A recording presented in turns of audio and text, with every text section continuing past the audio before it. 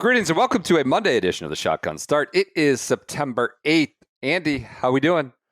Brendan, I'm doing wonderful. I had one of those fill up the tank weekends. What'd you do? I was at the Walker Cup. I was at one of the great. Honestly, maybe the best golf event that I will attend in my life. Interesting. I think we'll get to why hopefully really soon. But I'm happy. I love a good fill up the tank weekend, especially in September before the Bears have come to ruin your life. You get that Monday night. PJ and I got that today. We're going to put that at the back of the podcast. You know what? I don't need to talk about I could be setting myself up here for disappointment, but looking at the Lions and what happened to the Lions and some of, PJ was telling me about some of the post game quotes, maybe there's a reason for optimism. What were the post-game quotes? Recriminations about the coaching staff, the new OC or something? PJ, what's going on? Doesn't seem like all's good with Johnny Mo up in the booth. Seems like there might be some longing for somebody across Lake Michigan over there. There we go. But the Packers are riding high. That's the problem, though. Yeah, Detroit's demise is the Packers' gain. So it's kind of could be a real problem. Do or die for you there, Andy. But good. I'm glad you enjoyed the Walker Cup. A light golf weekend in terms of competitive golf. We have a Walker Cup. What do you mean? Irish golf Open weekend. It made the greatest television. Outside of some of the broadcast booth, maybe the greatest television golf event ever. Some of those, I was watching the golf. I was watching the replay. Subset of people, but okay. I was watching the replay last night. It was epic. I mean, some of the drone shots that NBC had, Golf Channel had. Yep. Like I was just thinking about it. Is like people that turned that on that didn't know anything about Cypress Point, like seeing the shots of 15, 16, 17, it was unbelievable last night. Obviously, the fog kind of ruined it tonight, but God, it was sunrise so cool. This morning, sun this morning across a lot of the early matches, the morning session, and then late last night. It was pretty cool. Friday was foggier, right, or grayer, I should say, during the practice and ceremony and stuff. Yeah, it was beautiful. I meant in terms of volume of competitive golf. There was the Irish Probably Open. about the right Walker amount Cup. of competitive golf. Yeah. I mean, it's NFL opening weekend. It was, as I tweeted, it was like Century Blitzkrieg there, about like 12:30 to 1:30, where you're like always so amped up for Red Zone to come back, your teams to kick off that first morning of NFL opening, and like Rory comes rolling in with this miracle like eagle putt that just inserts himself in the conversation, and you have the foursome session in the morning on Peacock, and it's like beautiful out. There's a little drama. There's guys, doing inside the grip antics and things like that. There's just so much screens to monitor around 1 o'clock today. It was fabulous sports weekend and a great golf watch. I'll agree with you. Like I got so many texts from friends who are like, listeners of the podcast. So they're in the boat. They love golf and they want to see this. And they're like, God, the drone shot of the walk to 15 on Saturday. It's the greatest thing I've ever seen on television. I've never been there. A lot of that. And it's not going to be a mainstream thing that hits. Like it's not going to get a giant number. Rory's eagle putt might be a larger impression highlight, so to speak, however you want to measure it. But it was about as good as it gets, as far as I'm concerned. It's probably the only time we'll get it in our lifetimes, as you and I being around 40-ish. I think it was 35 years since they last hosted a Crosby. So, it was 44 since the last Walker Cup. And I think it probably, I'll be very old if it's that time, hopefully still around.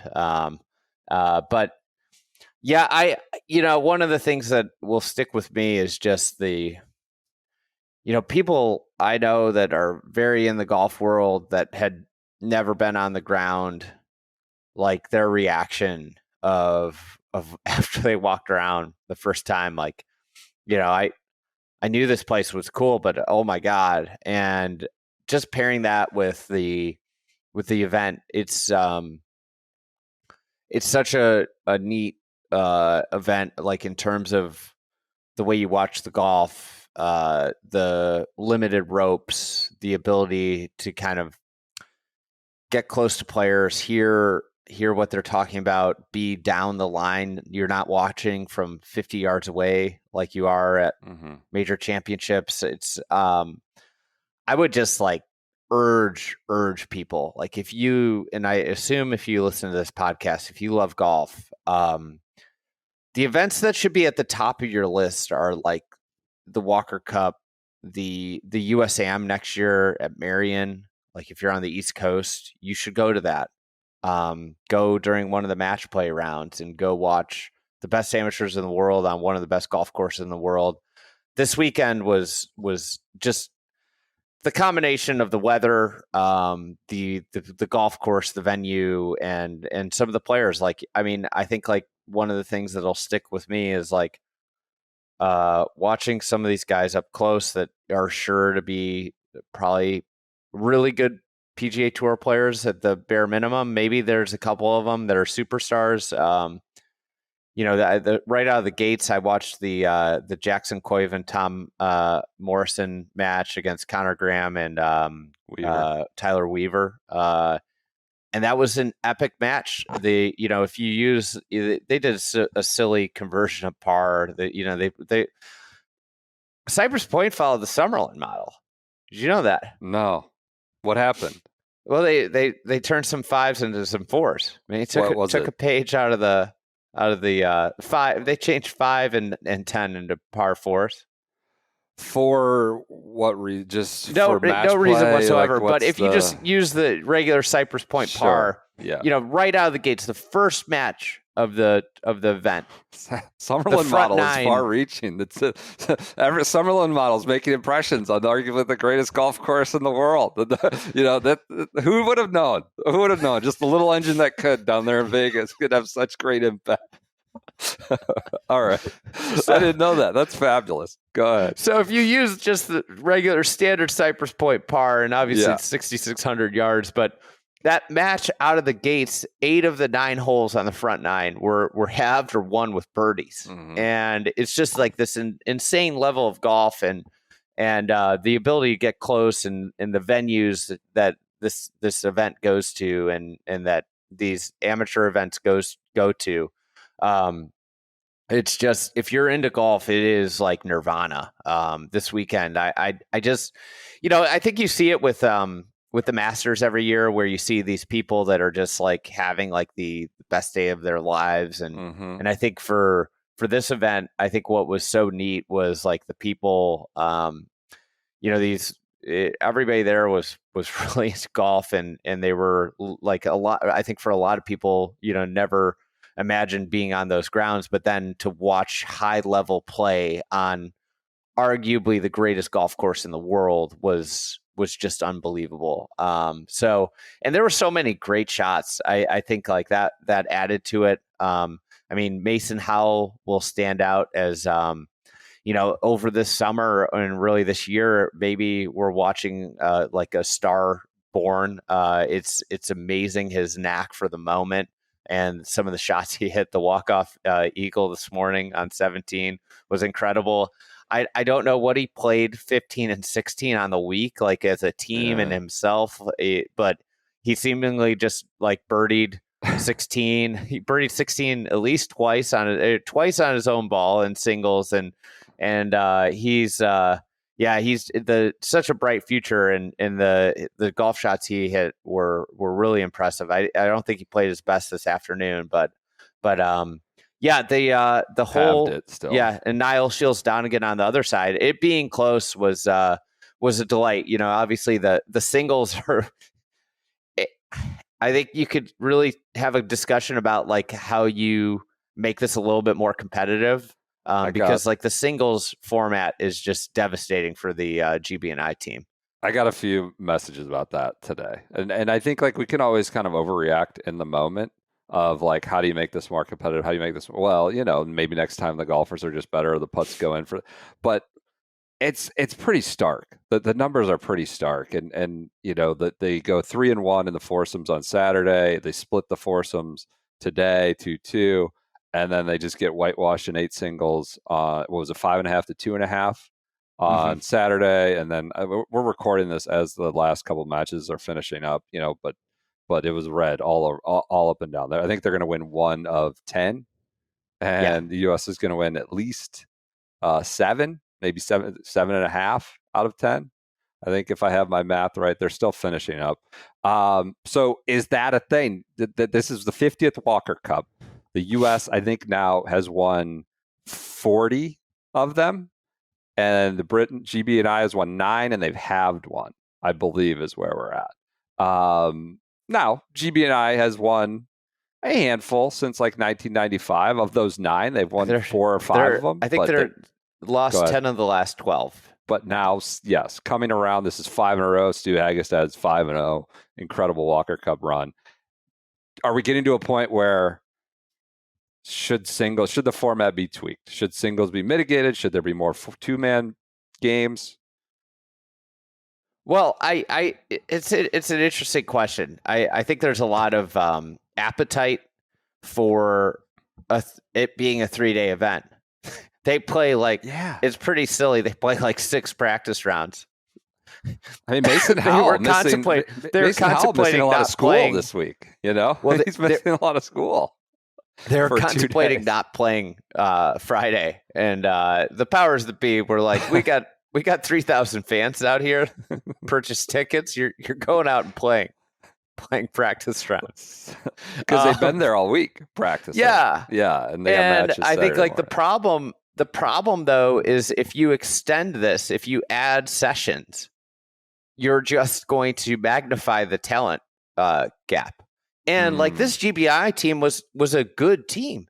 I think what killed them was the finish to the Saturday morning or the Sunday morning foursomes where Tyler Weaver and Connor Graham just booted away a win after Poulter had an incredible comeback in that match. A lot of flipping this morning. And then, to boot away that, I think that had to be pretty deflating for him going into the singles. And, you could do, revisionist history, but maybe that changes something. But, it's just when I think what's hard for the GB&I team is you put out their best player, Tyler Weaver's 10th in the Wagger, very good player.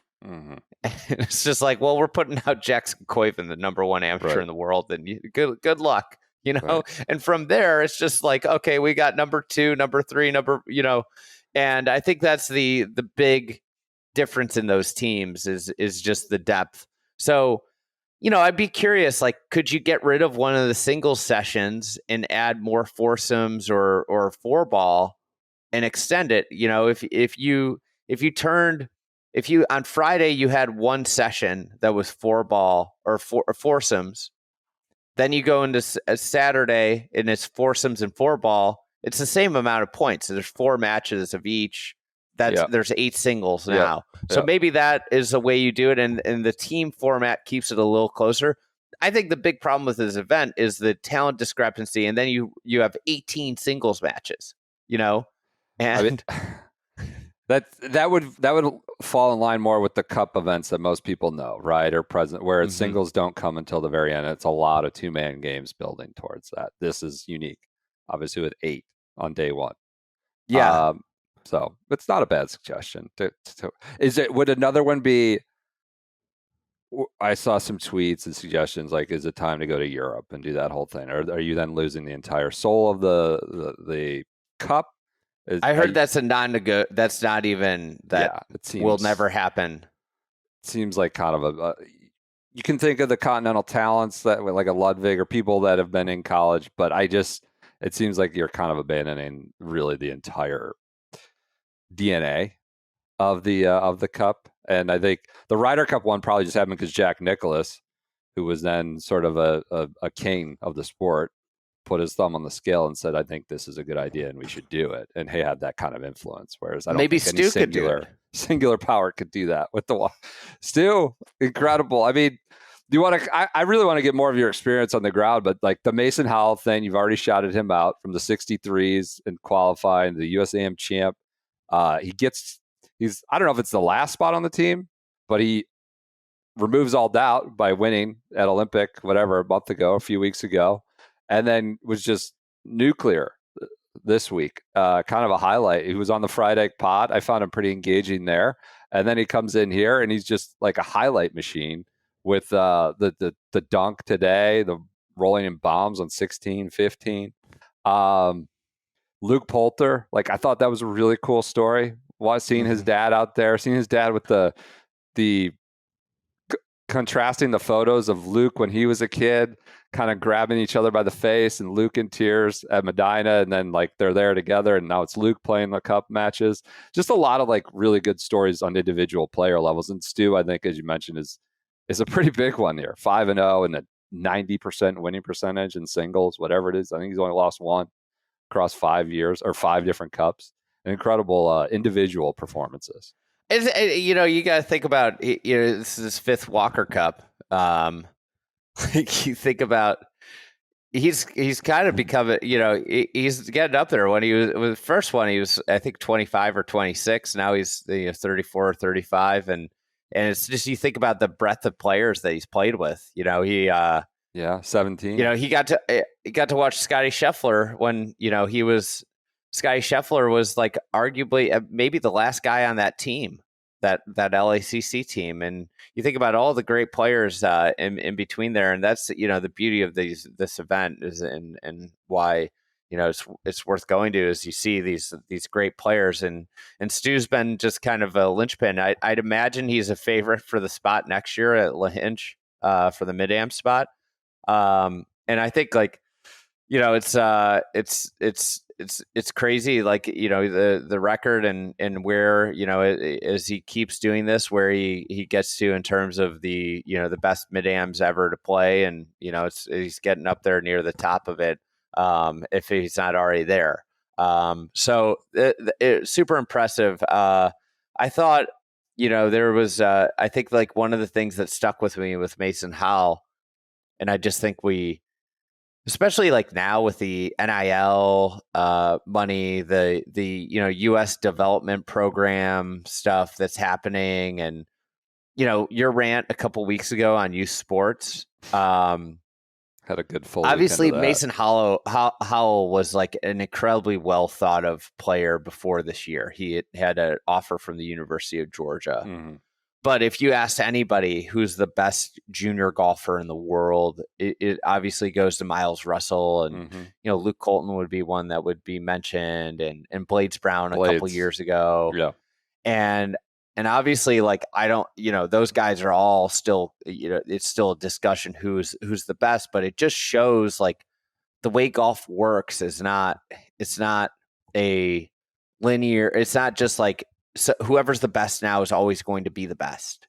And I think that's the thing I think about with Mason Howell, is like, he's a big kid. That was something that I noticed, like he's going to like continue to fill out.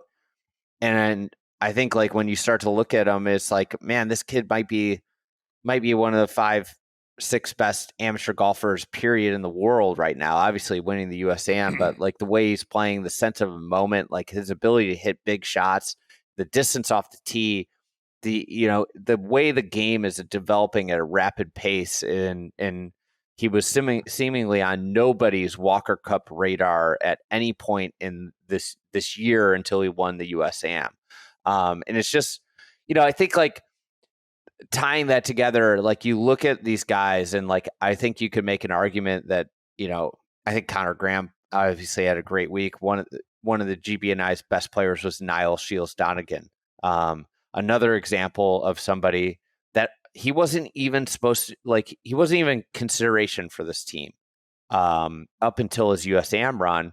And you look at it, and it's like, this is an example of a kid that just keeps getting better, and that's the name of the game with golf. And I think, like, I guess, like, what you watch these events and you just see what's happening with the junior game and the amateur game with all the money and all these programs and the money being poured into these programs, and it's like, golf is not like these other sports that are just so highly dependent. Like athleticism is such a driver in so many of the other youth athletic sports. Mm-hmm. And that's not the case with golf. It's an athletic game. It's an athletic move. But like these kids develop at different rates. And I kept finding myself thinking, as I think about a lot about the Scotty, and the way he's kind of just kept getting better. And all of a sudden he's the best, right? Do you think? But he never was necessarily hands down the best until he's gotten to 25 or 26, 27, 28, and into that prime. Yeah. And I don't know. I think I'm rambling here. No, I find it interesting. I wonder if we could ever lose that with some of the data that we now have with like ball speed numbers. Like I would say what you're talking about with the versus other sports. Like you could be the most skilled 7th, 8th grader, but when it comes time to being 16 and 17, 18, like you just need to be a certain height, a certain weight, and run a certain speed or be able to, you know what I mean? Like that's for most sports. It doesn't matter. Like you obviously have to be skilled, but the skills all level out by the time you get to 17, 18, and you just got to be either you grew or you didn't. And I wonder if like ball speed starts to become a prerequisite as opposed to just, it's interesting too. Like, they all hit it far. But then you start to see like who has like a little bit more in their bag. And I think that's, and obviously like it's highly variable. Like Ben James had a bad week, right? Yeah. He just wasn't playing well. And it's like, okay, that's a bad week. Like it's hard to cast it away, but like you just start to see with some of these kids, like that knack of getting it done. And some of there are intangibles without a doubt with golf. And I think some of that comes out more in match play than it does in your classic stroke play events. Yeah. Yeah. It's interesting. I don't want to hear about I know 2 stars can become and like a 5-6 kid can be like, I get it, but we're talking about like the odds are greatly stacked against you and you have to be unique for other sports. Like it's just height, weight, and speed when you get to who was electric? Who? Connor Graham. Why? I think he's like a Tyrrell Hatton in the making. Tell us more about who he is, honestly. Like unsubstantiated rumor.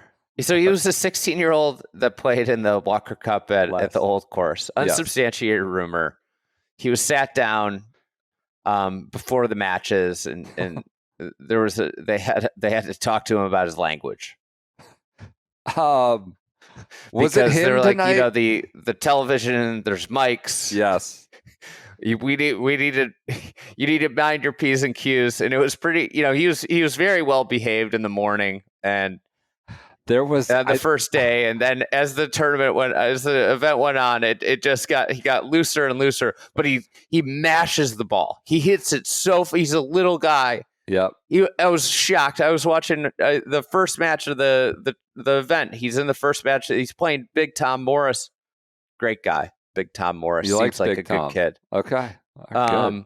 And Big Tom, he hits it 30 past him on the second hole. And obviously Big Tom's 6'9", and Connor Graham maybe 5'8". Goes to Texas Tech. Connor Graham. He's just got these mannerisms. I hope he makes it to the tour because he will be a content factory. There was I think I'm almost positive it was him tonight where he hit it so far. He had 100 yards in. I forget the hole. Roger Maltby's like, I've played this course for so many years, and I've never seen someone have this little distance into the pin. And he hit a bad second shot, and then he made like a 4 or 5, and there were F-bombs. There were multiple loud F-bombs on these, like, fucking 100 yards away, fucking 5, and like 2, like very loud into the broadcast. This morning was apparently just like inside the ropes. You just obviously hear a little bit more when you're close up, but it was flying out of the mouth all day today. Love it. So it was funny. He was on this best behavior on Saturday afternoon. This little he looks like he looks like a little boy. He's like 18. He's got a baby face. Like, looks bit. young. Yeah. And he's small. Yep. And I was hanging with Shackelford. We're watching the match ahead of him, and 8 has this giant dune. We just happen to look back, and there he is coming out of the dune, just tomahawks his glove in the dune. It's like, guess the behaviors, start to. That's good. Some personality that this is the first real larger exposure to even like golf sickos, right? I mean, Brentley or people like that who are really into college golf are aware of him, but even like a larger golf, a diehard golf audience aren't going to know this. So this is like the starting to break down through amateur events like this. That's pretty good. Love that. Yeah, so Connor Graham. I guess, yeah, like my resounding takeaway, and I don't want to get too in the weeds with some of these players and like that the audience doesn't know who they are and they may never make it. But like my resounding takeaway is like how refreshing the amateur game is when you contrast it to what we were talking about with like the $1,000 party accessory things the PGA is selling, and like the Ryder Cup tickets situation is like the idea that you can go to USAM for basically nothing. There's nobody around, and you can watch this like exceptionally high level golf at drastically better golf courses.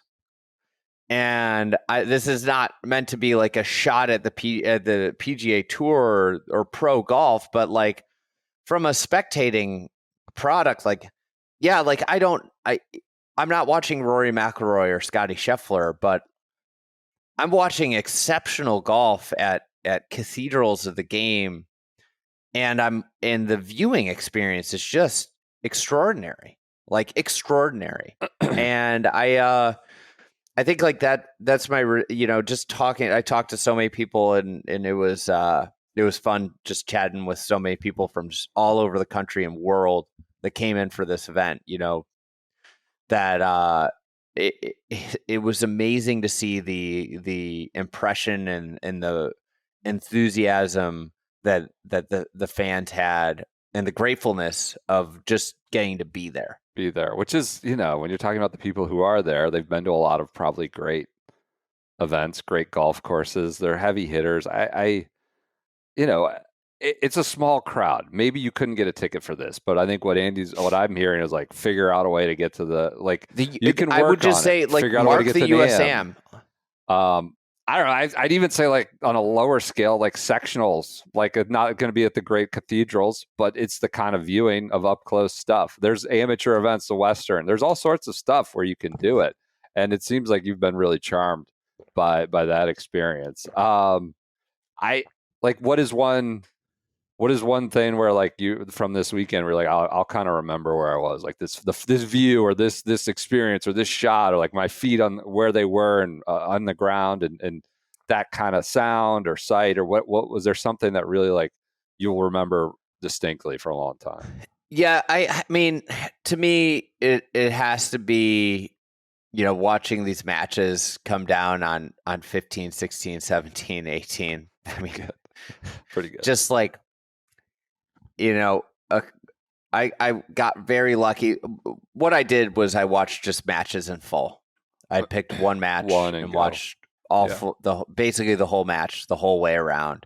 And I got really lucky. I picked some great matches, and watching them down the stretch on those holes and walking down the middle of those fairways, I think like I'll never forget it. And I think like this morning I played golf, and then I was watching the end of the matches on TV, which was awesome because like, the way I was watching, I don't really know what's going on in other matches at all. Yeah. And I like the thing I took away was the television product was freaking awesome. In terms of like limited commercials to no commercials, and the drone shots were amazing.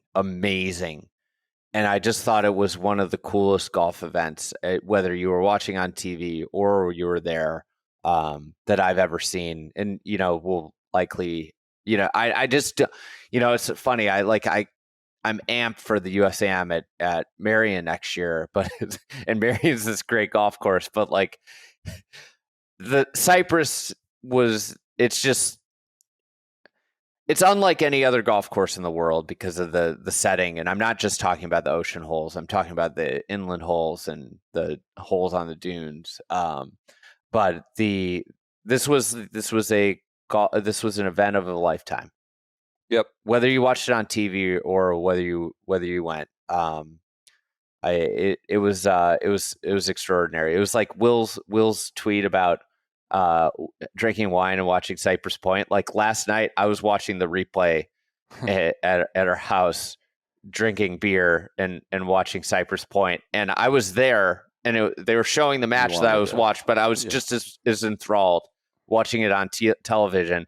I gotta say, I'm good on Noda.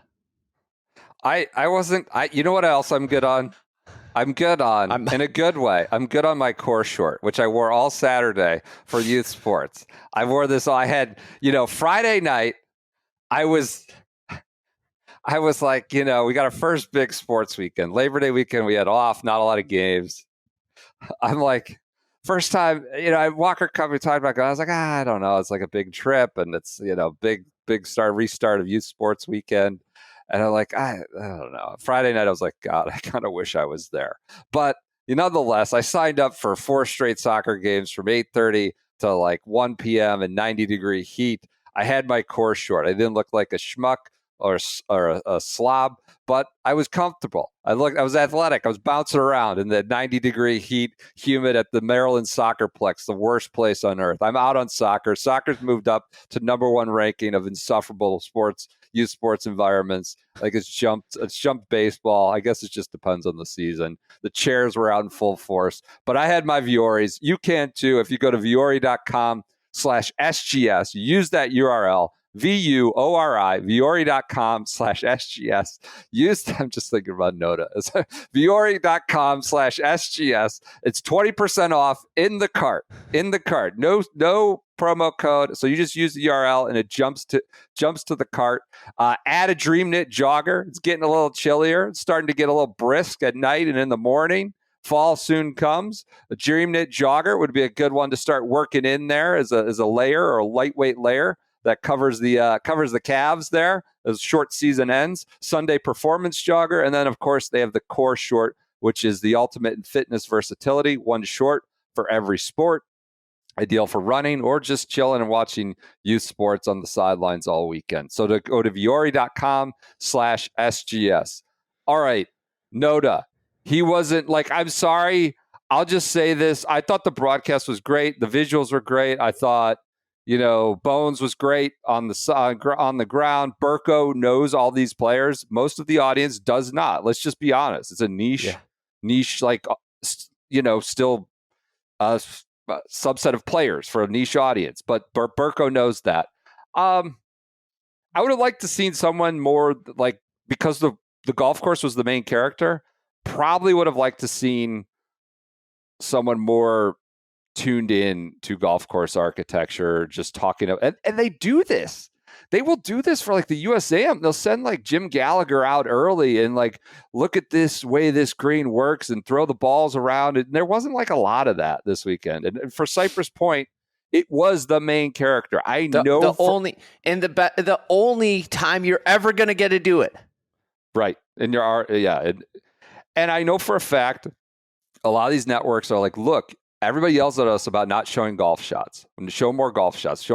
Do less of everything else.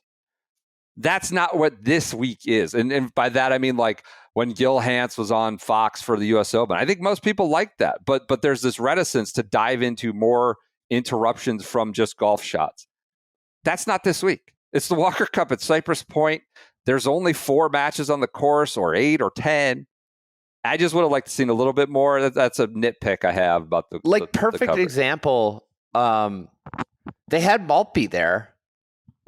I was I was talking to Maltby in between matches, and he was like just telling stories about playing the Crosby at Cypress. It was incredible. That's cool. And like you listen to him on the telecast talking about the shot into 15 this morning, and he's like, I know this sounds hard, and you've got a wedge in your hand, but with this whole location, you just have to hit it away to the left, and you have to hit it away from the flag and play it there, and just like, and it's like, this is a guy that understands the golf course. You have him there, and you could have done it, Mm-hmm. And I just, this was the one chance, and I'm happy that the drone shots were incredible, and the amount of shots they showed was awesome, but there was definitely more they could have done. And I agree with you about the golf course elements of it. It is showcasing some of the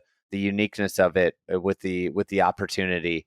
But that being said, it was awesome, and just a great event. The only other thing, and there's no way around this, is like it's kind of inhospitable to half of the audience, which is GB&I people. Like a 10 p.m. Eastern finish. It's tough. I'm not saying there's a solution. They should change it. They shouldn't go to LACC or Cypress Point or these places, but it's a GB&I versus the USA, and having a 10 p.m. Eastern finish is a tough if you're one half of the rooting interest. So, it'll be a abandoned dunes issue in a couple years. Yeah,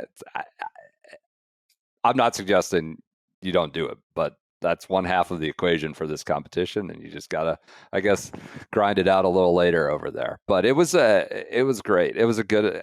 It never felt. Did you ever feel like the U.S. was in danger? It was one point at the end of Saturday. No. The singles was just such a. They just had no chance in singles. Like the bottom part of the GB&I team, just it felt like they had to play extraordinary golf. And I hope we see them win one in the maybe next year at La Hinch, but at that golf course with it just was. I don't think they really had a chance, especially with some of the shots and the firmness of the golf course. I think like that's the other thing is like. Yeah, the golf course 6,600 yards, but the playing conditions really rewarded great golf shots. Yeah. And just over the course of, they just had way more horses, Yeah. And so, I was, I don't know, you guys probably didn't hear about the deer. What? On Saturday, so their deer just, deer just run around there all the time. Yes. On Saturday night, a deer like freaked out, got like in the crowd like engulfed it, and it took out a person. Oh God, I don't think I heard that. Like it could have been so bad because it had its antlers, and it like knocked. It wasn't a huge deer, but it was kind of crazy. There's all kinds of. What do you think of La Sasso with the putter? It's provocative. This is now. I don't want like ugly American behavior. Is this the trickle down effects of Justin Thomas being our idol, and now this is the next generation coming behind him and doing this? And PJ's doing finger guns at me like I'm on track. It's interesting. I didn't think like you need to do that for the Walker Cup, but it'd probably rubbed people the wrong way. Like, was it stuffy there? I want to be sort of, it seems like it was the greatest golf viewing experience of your life in terms of competitive golf, but it wasn't open to a lot of people. No. And so what you're trying to do is convey it for the listening audience. We're not suggesting everyone can just pick up and go to Cypress Point to watch a Walker Cup. And so like we're trying to convey your wonder and enchantment from it. But we do recognize it was a small, limited subset of people. And I can't imagine La Sasso can't handle a lot of people either. Right. Like there were choke points and difficult spots. I think they had to rope it more than most courses just because of, could find yourself in a dune, in the middle of a dune, kind of wandering around. Yeah. I can't imagine though La Sasso's thing was well received or was well in a way it would be at Bethpage or something like that. Apparently, the rules official in the group, Shackelford told me this. Went up to him afterwards and said, effectively, that's not in the spirit of the Walker Cup. Interesting. I don't think a lot of unsubstantiated rumors. I don't know if Michael La Sasso made a lot of friends domestically or internationally this week. The Ole Miss Rebel. Okay, NCAA champ. All right, that's good. How about Bryson? Did he make friends? We got a lot of texts like Thirst Bucket Bryson is there. He's prancing around for the cameras. USGA did a video where he referenced Dr. MacKenzie, why he's so good at building golf courses, Dr. Don't MacKenzie. worry. We got more architecture, Bryson. Just what everybody wants and needs. It's always a pleasure when architecture Bryson walks through the door. It made me very happy. He did call the ninth hole his favorite hole in the world. It provided some substance for why. And it was good. I thought it was good stuff. Hey, is he there to kind of peacock for the cameras? Absolutely part of it. Absolutely. But he's also still been there. A friend of Casey Reamer, the head pro, for a long time. Yeah. Casey, I think, helped Bryson in his junior years, like just being somebody that, tried to, shepherd him along in Northern California. Yeah, he's there to peacock a little bit. He knows he's going to get the Crushers gear on TV or in front of the camera, but I don't know. Any pros could go, and like you're talking about the golf romantics, the golf tragics going, and I think there is a little bit of that in Bryson too. And it takes time and effort to go, and it seems like he's on his way up to the Procore Championship to dine with his fellow teammates on Tuesday. So he's in the area, but I don't know. I'm happy for Bryson. I'm happy he was there. It added an element to it. You know what I bet he wanted to do? Gave a pep talk, apparently. He wanted to watch some great young talent. And do you know where you could also watch some great young talent? Where? You could go to Utah, Salt Lake City, actually, and watch the Utah Jazz. We could. I could go to... Who's the kid they draft? Ace Bailey. They got Ace Bailey. They got Ace. They got him from Piscataway, New Jersey. It probably shouldn't have fallen to 5. And the Utah Jazz are a team on the come up. I was most excited about John Tanji, the great Wisconsin guard they drafted. But this is a team on the rise. They might not be good this year, but you want to get in. They still have single game and season tickets and suite options available. So check them out at utahjazz.com. I think it's utahjazz.com. I'm not sure. utahjazz.com. The URL. Do we have a promo code? Is that Jazz25 work with the ticket packages at utahjazz.com? They haven't gotten us a promo code. This was kind of just a overnight partnership request here. And but they have been a big help to the pod, friends of the pod. And the Utah Jazz team on the rise, much like a lot of these players in the Walker Cup. And I'm sure Bryson, as someone who likes to watch, the next coming of players, I bet he'll probably be at some Jazz games this year to check out that young core. That young Lauri core. Markkanen, not necessarily young anymore, but former he's Cavalier. out there shooting. Yeah, a lot of NCAA champions out there. Walter Clayton, famous NCAA champion. Young core. He's like 25, but that's no problem. Love it. All right. So big thanks to the Jazz. Check it out. Suites, all sorts of stuff available. They got lots of tickets available. There we go. No promo code yet, but we're working on that. All right. Check them out. Get some tickets. Get in the boat with the Utah Jazz. Did you talk to Bryson? Did you see him? Did you run into him? I didn't talk. I saw him. I wasn't going to go talk to him, but I did make a point to stop. Check off a bucket list item.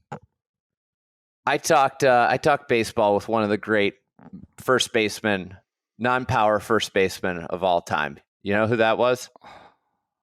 Kuchar? Tell me. Matt Kuchar. I saw Kuchar was there. Yes, I was wondering if you were going there. Oh, and this is how you made it right from like 3 weeks ago. You made it right. I stopped. I squatted down. I said, Hey, Cooch, I don't mean to just introduce myself, but I gotta say, do. I was just down the row from you a couple weeks ago at the Giants game. He goes, "Oh, the Cubs game," and we had a chat. He's catching more baseball while he's in town this week. We talked baseball, and I hope he doesn't, look up and check out our past archives, particularly the Wyndham or the L2 situation. Mike. But had a good chat about baseball and with Mr. Kuchar. Okay. So he's friends with some of the Giants staff, and then we talked about we just had a good chat about Verlander turning back the clocks for a night. Love it. All right, good. I thought there was like a mainstream element to this. I don't like. It's as big as the Walker Cup's ever going to get. If you're talking about Cypress having a little extra appeal, I enjoyed Bryson coming. You could tell the boys, the younger kids, were like giddy. I don't know if they're like YouTubers or like consuming it. They were all giddy about that. I enjoyed the like silly Sunday Night Football announcements, like Stuart Haggis said, University of Southern California. Michael La Sasso, Ole Miss, hotty toddy. Look, is that like, it's not distasteful, but it's adding, that's going to get shared on social media. The colleges will love it. People like, I don't know. There were a couple elements that made a little larger sports event. I got to say, doing the SNF intros with the British accents, that hit. That hit. Good. And it's like, Texas Tech, North Carolina, and it's just like the thickest accents you've ever heard in your life. It really kind of brought the whole thing together for me. It was great. Well, NBC had it there. So yeah, this was a weekend to remember. I kind of wish I would have caught. I'm glad you did. Any other takeaways? I got some fun. I got something fun for you. Okay. I'll throw this in the unsubstantiated rumor department. It's about about the fifth best basketball player of all time. This is Basketball Minute. Oh my God. So unsubstantiated rumor. Just coming to when we saw that first LeBron swing? Uh-huh. That was 4 months of intensive swing work in the making. Could see that. Yeah. Could see 4 months got us to that first swing. Could see that. What do you want to? You want to wall him off, close the gate, not him let him join the game, the beautiful game? Tell him it takes 4 months. He's been grinding. Just what I'm saying. This is a long dalliance. He was out there in a typhoon the other night too. Bronny's swing is nice though. Bronny's swing. Bronny might be a natural athlete. Bronny might have a better chance of playing golf at the highest level. I knew you were going there. I knew I shouldn't have said anything. That was just a layup. Ugh. The one thing who wouldn't have a spot for Bronny? The Utah Jazz. They're putting young talent in the God. The one thing about athletes taking up golf is it's embarrassing. These are the most competitive people in the world, and they like have to humble themselves. Like a few of them are going to be naturally great. Like Steph Curry is a marvel. I played with a good basketball player a few weeks ago, and it's I can appreciate it. Even LeBron or anybody that like you are the best of the best, and now all of a sudden you are a chop, or you have to work really hard to be like average or middling. It's probably it's a tough mindset to take on. Another Cavs legend was out there, Brad Daugherty. I saw that. That made me even more like FOMO that I didn't go. Brad Daugherty. Yes. I mean, I grew up on him. The greatest team to ever win a championship. Daugherty, Elo, Nance, and I would Price. say, who I'd say was the greatest team to ever win a championship? Who? Utah Jazz. No kid. Fair. Ran into my Bulls. Well, that's what happened with the Cavs. A generation ahead of the Jazz, the early 90s Cavs. I love Brad Daugherty. That's great. Sounds like an awesome week. I'm glad you went. Should we transition to Irish Open? Yeah. I feel bad that the Irish Open's getting this, minute 50 treatment here because I didn't see this. I've just obviously seen the highlights. It seemed like a extraordinary finish. It was. I'm thinking like, what kind of finish and what kind of player could kind of crowbar his way into week one NFL anticipation. And I'm not suggesting the mainstream people were adding Irish Open to their screen. I'm suggesting like the golf adjacent people were like, oh shit, I can't just be all football right now. And it's Rory McIlroy. He wins the Irish Open, his second Irish Open. He wins with an eagle on 18 that takes it to a playoff, makes birdie in 3 consecutive playoff holes at 18. It was an incredible kind of explosion there. Obviously, with Joachim Lagergren, he beats he's Swedish, I believe, beats him, kind of waiting for one guy to make a mistake. Lagergren hits it in the water on 18. And yeah, it was an ending and a circumstance that made you have to tune in. It cut into social media or got a text messages about it. Like, Rory, Irish Open, you're not supposed to like care too much about golf on September 7th and certainly on NFL week 1.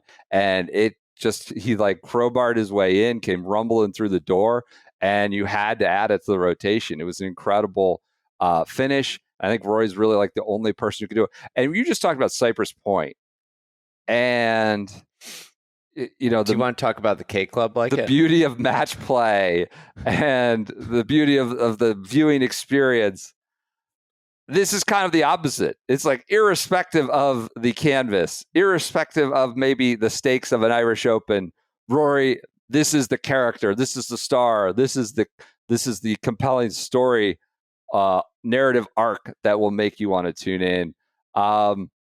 It was amazing. I think, you talk about amateur golf, that roar on 18, I think, was the loudest one I heard this year at any golf tournament. Maybe when he made the eagle on was it Saturday at Portrush? Maybe.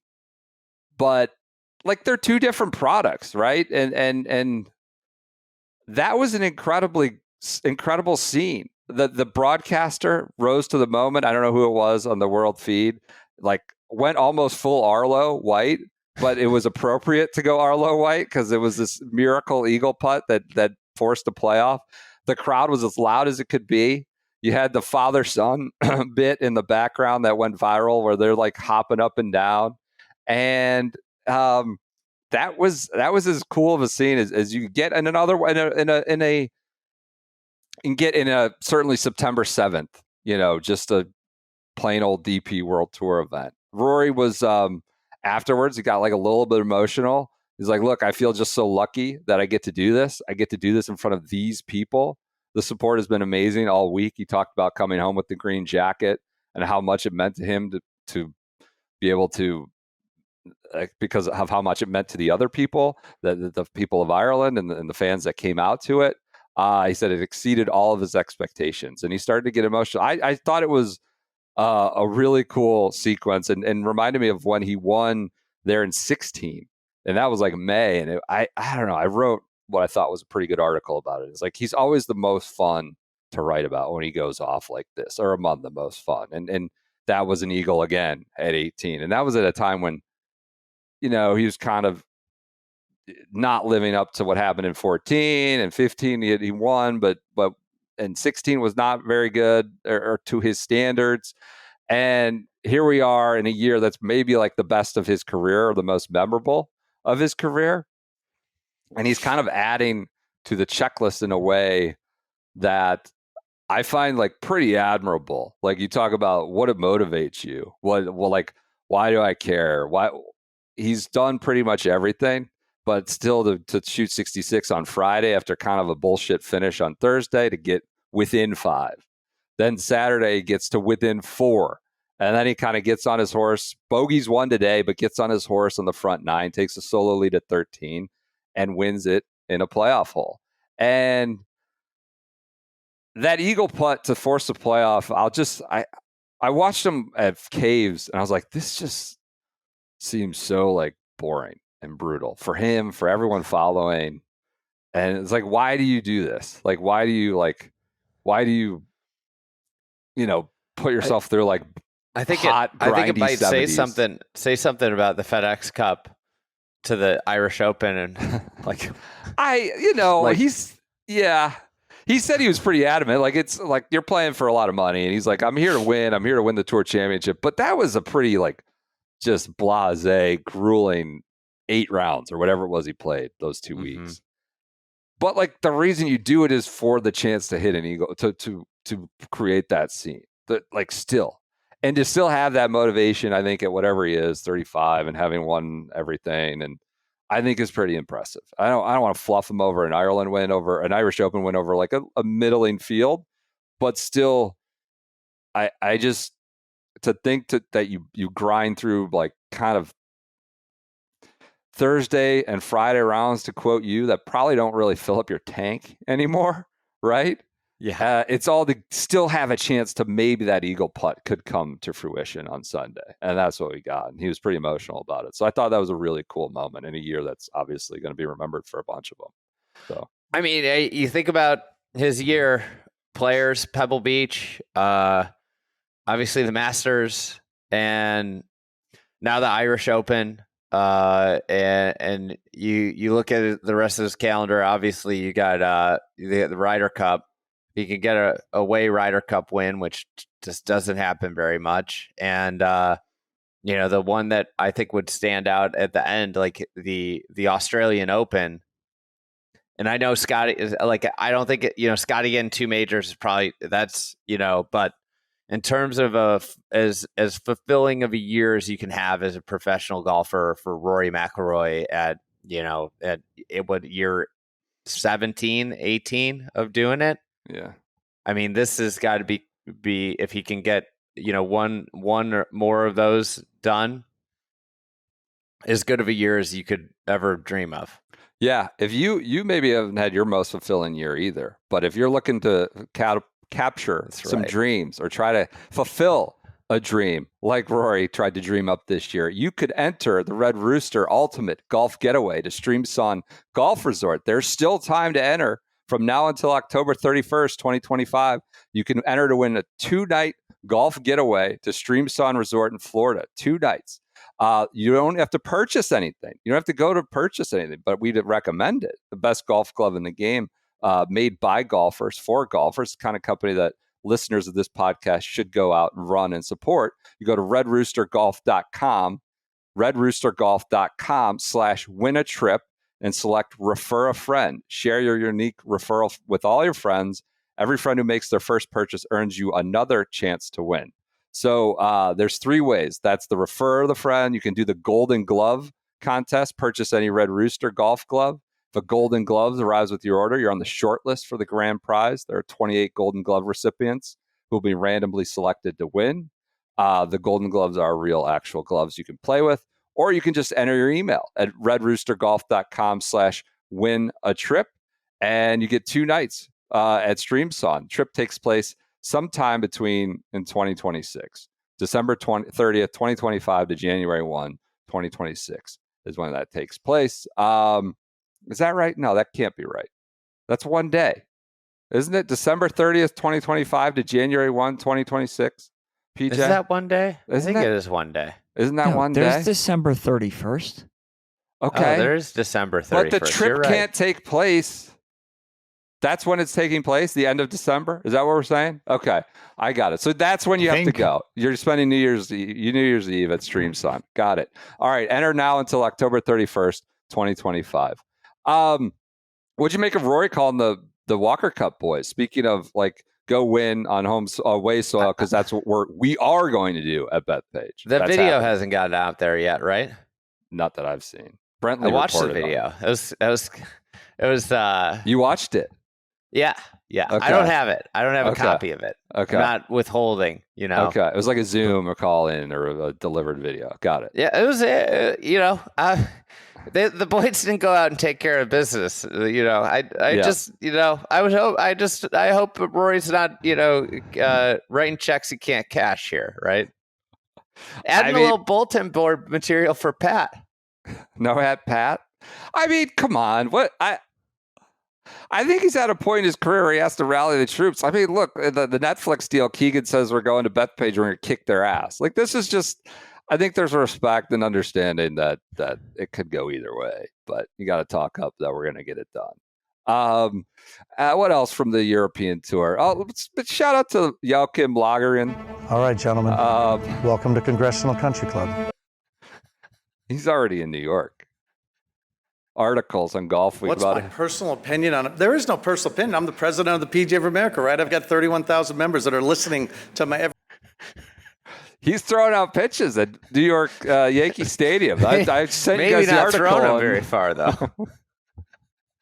Well, that's why he was an umpire, not a pitcher. He calls the balls and strikes. He doesn't throw. I don't know. Is he one of those umps that would, if he's doing the plate, would hand the ball back to the catcher so the catcher would throw it because he couldn't get it back to the mound? I think we might have just figured that out because I love it when the ump just like rockets one back. Yeah. Just like you gotta hits it and fires show it it back. off. That's Well, pretty cool. curiously, the photos in that Golf Week article too. Yeah. No shoes, curious crop. Dentist kind of getting jammed. You know the dentist threw on some good J's for this first pitch, and we didn't get to see him. I mean, if you're at the Yankee Stadium and they bring this guy out to throw the first pitch, how many of those people are like, who the hell's this guy? Nobody knows who Don Rea is, right? And they're giving away Ryder Cup hats. Is that right, PJ? Yankee Okay. hats with the with a rope and the Ryder Cup logo. This is listen. Is that why Obviously, you're wearing your Mets hat tonight? well, it's the only hat I brought to Cincinnati, unfortunately. But listen, I'm not a Yankee fan. Furthest thing from it, I will say, hate to see just a legacy brand that has taken pride in no alternate uniforms. The brand is the brand, the hat is the hat, and now we're putting ropes on it and Ryder Cup logos to give them out while Don Rea is in town. This is a step by the New York Yankees. That's all I'm saying. I think it's interesting. Rea, first pitch. Hey, what was the quote years ago? Like real soft, Oh, the Phil, soft, real soft, like about his velocity. Toledo Mudhens. Yeah. Toledo Mudhens. Phil About Mickelson. Phil. Yeah. Don Rea. Apparently, Phil Mickelson better arm than Don Rea. Yeah, well, Don Rea's not trying to make a minor league roster yet. We don't know. His profile might rise even more after this September. Real quick cleanup. Shout out to Joachim Lagergren. Like, you talk about a setting in which absolutely not a single soul in the crowd wants you to win. I don't think we've ever seen one that's so demonstrably like lopsided. When his ball went in the water, I wouldn't say they cheered, but they cheered. They cheered when he hooked into the water. And when he missed his chip, when he needed to hole for a 4 after Rory lagged one for an easy tap-in birdie, they cheered because their man had won. And I'm not faulting anyone. I'm not saying it was being classless, but Lagergren hung in there. He made birdie twice in the playoff hole. But as soon as Rory rolled in the eagle in regulation, like, this was a foregone thing. It wasn't going another way. But shout out to him for sticking tough. Hey, on that note, do you think the Euros are making the call to RCB and saying get ready in case someone goes down? No, you're our first alternate. Reunite the Spanish Armada. Get Ram a partner. And they might take out one of the players to get him in. He's hot. He's a big boy too. He's a little more off the bus. Another off the bus guy. He had an ace. I know RCB is not in the picture. I'm just gonna say that. Joachim Rafa Lagergren Cabrera has Bayos not. No. Also, K Club just preposterously dartboard. It was just the opposite of Irish golf. Lagergren's eagle on 16 that we thought was going to be the win. That pin, the deciding shot, that pin was like 5 paces from the edge in a hazard. He went on the short side of it with a fairway metal, and just like stuck like absolute Velcro on a short side between a hazard and 5 paces, just sticks with a fairway metal like Velcro, and then makes the eagle. They were throwing these darts to 18 the whole time, where you're supposed to worry about balls bounding over the back, or you got water short. And they got a lot of rain. It was muddy. It just was the opposite of everything you'd think would Irish links golf. It's just total Velcro scene. Koepka MCs, not a good scene. I think he missed cuts in 4 of 5 non-live events this year. I think he's shot 80 in the second round. So that's disconcerting. He's going to Wentworth. Big contingent going to Wentworth. Big contingent going to the Procore at Napa. Big week of golf. Only one missing is Xander Schauffele. He's not. PJ, are you worried? It's interesting. I think it's he's hurt, or he just is not. He's like, I'm not playing the Ryder Cup games. Well, what did they say last week? They were still evaluating, is what Team Xander said 2 weeks ago. So I don't know if that's injury based, but he seemed. I mean, he was pretty pissed at the BMW about not making the Tour Championship. He wanted to make the Tour Championship. Seemed like he was in a decent spot health wise. So I think it's interesting. I won't raise too many red flags, but 11 of 12 is a shocking number. It's amazing they got everybody there. What a nice little windfall. All right, Procore. Week 1's in the books. Good luck to your Bears tomorrow night, Andy. Everything's setting up for a classic primetime disappointment, but we're optimistic nonetheless. PJ, your guys' teams, it was tough, huh? I was going to say, whatever you do, I guess it'll be a standalone game on national television, but you're looking at maybe the worst 2 losses of the 2025 season, or just end it now. The Bengals had negative 18 yards in the fourth quarter. They won. The yards in the second half were like 200 to 7. There were 11 first downs to 1. Our kicker missed an extra point and a 37-yard field goal. He's from PJ's beloved Syracuse and your beloved northern suburbs of Chicago. I don't know who he is. I'd never heard of him. Andre Schmidt. Andre Schmidt. Yeah, well, doesn't have a vowel in his last name. Yeah. And we lose by 1 because he misses extra point in a 39-yarder or 37-yarder. We outgained the Bengals. It's our one chance. Probably catch them off guard. Played out exactly like how I thought, except for the kicker. I've been totally disengaged, I'll be honest, with the Browns. Like, you want to call me fair weather? Fine. I mean, I've watched Browns football for the last 20 years. I think I can just disengage from this preseason based on the way things were looking.